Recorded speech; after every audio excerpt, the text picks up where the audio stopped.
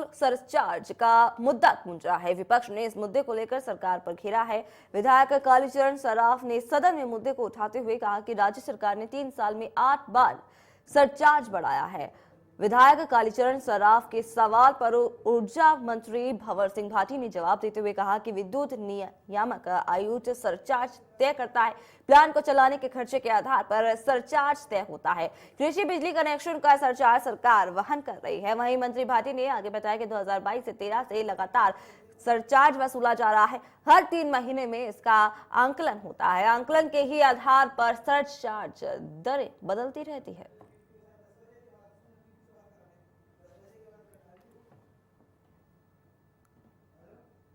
आपके माध्यम से पूछना चाहूंगा, क्या यह सही है कि गत सरकार में 5 वर्षों में 5 बार फ्यूल चार्ज बढ़ाया गया और इस सरकार ने 3 वर्षों में 8 बार फ्यूल चार्ज बढ़ाया?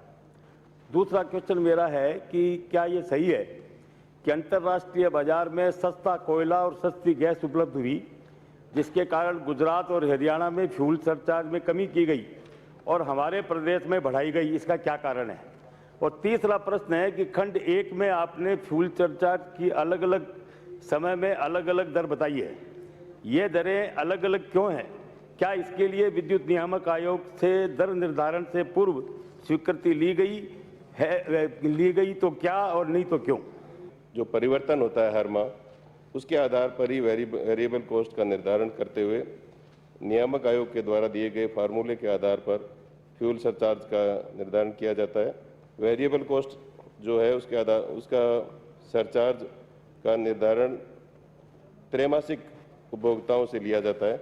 अध्यक्ष महोदय, मैं बताना चाहूँगा कि कृषि पर फ्यूल सरचार्ज राज्य सरकार के द्वारा दिया जाता है और फ्यूल सरचार्ज हम नियामक आयोग के द्वारा दिए गए फार्मूले के हिसाब से कैलकुलेशन करने के बाद ही करते हैं और इसमें इसका वेरिफिकेशन जो है वो स्वतंत्र ऑडिटर के द्वारा परीक्षण करवाने के बाद ही उपभोक्ताओं से बिलों के माध्यम से वसूल किया जाता है। उसके अलावा जो 5 सालों की बात कही है माननीय सदस्य ने, तो उसमें ये 2012-13 से लगातार फ्यूल सरचार्ज उपभोक्ताओं से वसूल किया जाता है, हमेशा लिया जाता है और इसमें वेरिएबल कॉस्ट में जो भी अंतर आता है 3 महीने में, उसके आधार पर कभी कम यदि कॉस्ट आती है तो उसका कम फ्यूल सरचार्ज लगता है। किसी माह में अगर ज़्यादा कॉस्ट आती है कोयले की कीमत आदि में या ट्रांसपोर्ट में, डीजल आदि में, रेलवे के बारे में, तो उसके अनुपात में निर्धारित जो हमारा फॉर्मूला है उसके आधार पर ही फ्यूल सरचार्ज का निर्धारण होता है। मैं आपके माध्यम से पूछना चाहूँगा, क्या ये सही है कि गत सरकार में 5 वर्षों में